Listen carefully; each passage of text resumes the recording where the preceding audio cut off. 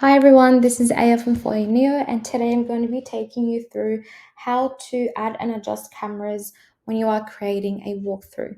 So first step is to go right into the take render mode, and then we can see up the top over there we have the option to create a walkthrough. So we'll go into create new, and this is what we'll see first, the high density or the low density.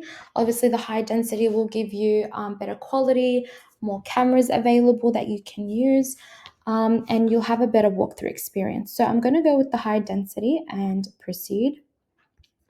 And then this is what we'll have show up. So we do have our space, and these circles are the cameras. As we can see over there, I can move around and have a look at each camera view. Now to add cameras is by simply clicking onto add cameras up the top. And then wherever I click, it will add extra cameras for me.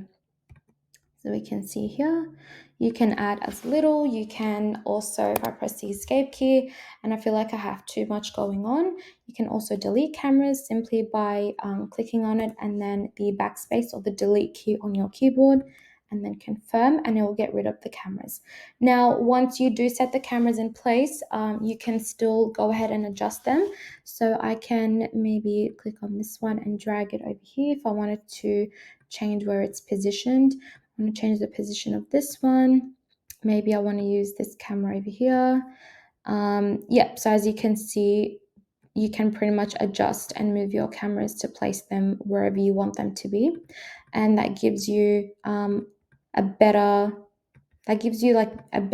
look at your design, and you can kind of show exactly what you want. You can focus more on a specific area by having more cameras. You can give less focus to another area by having less cameras and work with it that way. So I hope that this tutorial was helpful, and happy design.